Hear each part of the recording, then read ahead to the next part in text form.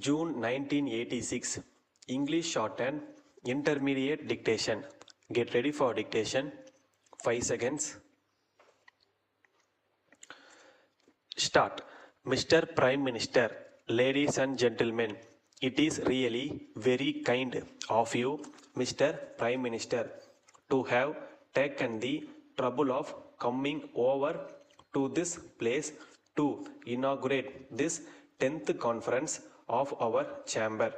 Our thanks are due to you for responding to our invitation to grace the occasion with your presence in the midst of important activities and duties.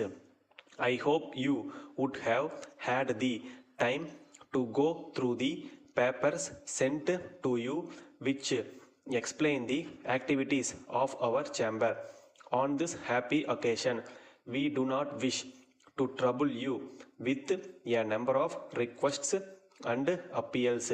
As an alert Prime Minister, we are sure that you are already aware of our day-to-day problems, and it is needless for us to enumerate them to you in great detail.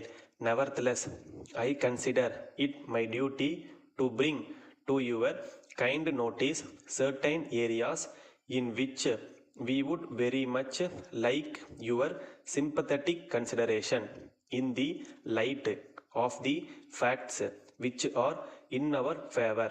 Of course, we have been having some appreciation of our difficulties by the departmental officers to some extent, but there is still room for greater understanding of our problems in various aspects.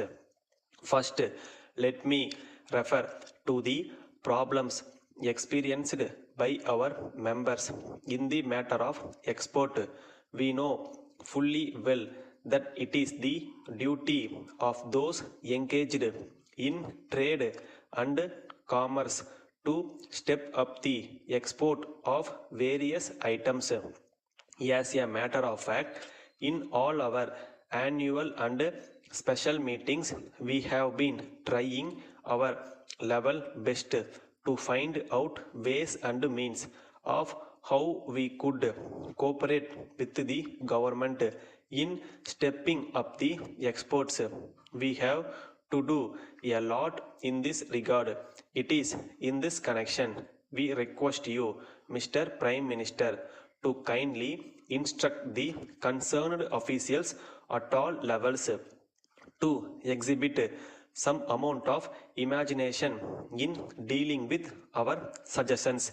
As you know, when it is a question of exporting any item, we have to face many problems like the need to maintain quality, keeping pace with the competitive prices offered by other countries, setting up necessary publicity in other countries, and every so many aspects. There are also certain other items and areas which we cannot openly discuss in a conference like this. All these are items which involve huge expenditure.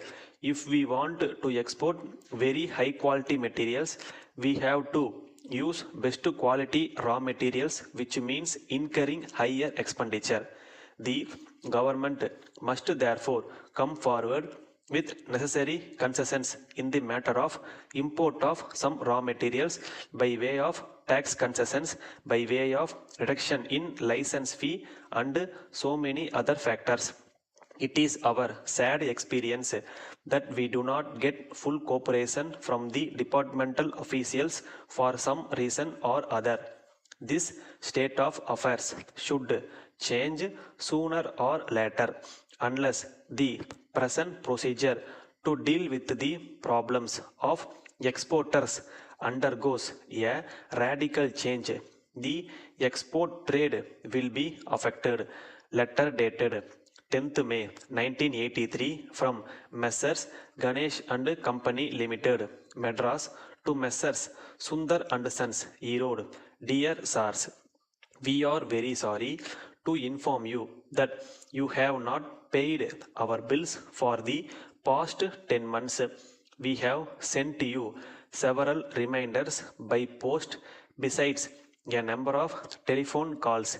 In spite of all these, we have not received the payment.